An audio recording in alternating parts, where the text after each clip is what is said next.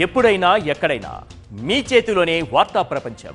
మీ మొబైల్లో, మీ కంప్యూటర్లో, మీ టీవీలో సాక్షి టీవీ డిజిటల్ ప్రసారాల కోసం లాగిన్ అవ్వండి.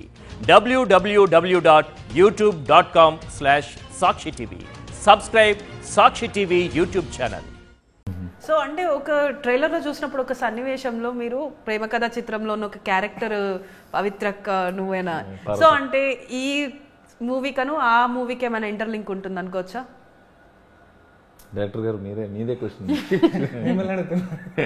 అంటే పవిత్రక్కని పిలిచింది మీరు కదా, ఆవిడతో ఆ సినిమాలో ఎక్స్పీరియన్స్ మీకుంది కదా.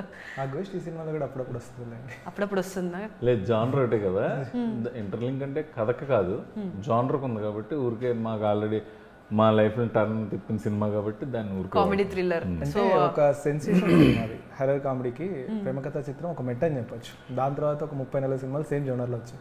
సో ఈ బకాసుర రెస్టారెంట్ అనేది కూడా ఒక కొత్త జోనర్ కథ. హర్రర్ కామెడీ అని దాన్ని ఒక జస్ట్ పార్వతక్క అని చెప్పగానే అందరూ హర్రర్ కామెడీ అని క్యాచ్ చేశారు. సో దాన్ని మేము సక్సెస్ అయ్యాం. అంటే అందరికీ ఓకే ఇదేదో కొత్త సినిమా రాబోతుంది అని చెప్పేసి, మిగిలినదందరికీ గుర్తున్నా లేకపోయినా ఒక్క డైలాగ్ అందరు కనెక్ట్ అయిపోయారు. సో అక్కడ మేము సక్సెస్ అయ్యాం, అది మా స్ట్రాటజీ. సో అంటే ఇందులో మెయిన్ బకాసురుడు హర్ష. సో ఆ క్యారెక్టర్ని రీప్లేస్ చేసిన క్యారెక్టర్ అంటే ఈ క్యారెక్టర్ని ఎందుకు పెట్టాల్సి వచ్చింది? డైరెక్ట్ హర్షని పెట్టొచ్చు కదా. దయ్యం చచ్చిపోయినాక మళ్ళీ ఉండదు కదండి. చచ్చిపోయినాకి దయ్యం అవుతుంది కదండి. మరి ఇంకా ఆ క్యారెక్టర్ ఎందుకు వస్తుంది? మనిషి బతుకున్నోడికి రావాలి కదా. ఆ దయ్యం మీలో దొరుకుతుంది. మీరు 2 బిర్యానీలు తినేస్తారు. నేను ఒక బిర్యానీలో ప్లేట్ సగం కూడా తినలేనండి.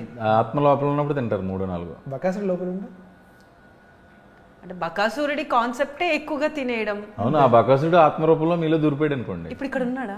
ఉన్నాడేమో, ఎవరో తెలుసు. బిర్యానీ ముందు పెట్టినప్పుడు వస్తాడు, ఫుడ్ లేని రాడు. మా స్మెల్కి వస్తాడు. అంటే నేను వెళ్ళిపోతానండి. ఎందుకు? శుభ్రంగా బిర్యానీ తినేయండి, మీరు కాదు కదా తినేది.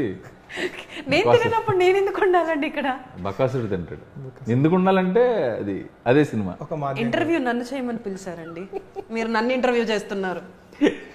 నాతో వచ్చిన ప్రాబ్లం, మీతో వచ్చిన ప్రాబ్లం నాకు ఇదే, మీరే మాట్లాడేస్తున్నారు. అంటే మన ఆల్రెడీ 5-6 ఇంటర్వ్యూలు చేసినట్టు చెప్పారు మీరు. మీతో వచ్చిన ప్రాబ్లం అంటే జోక్స్ అపార్ట్.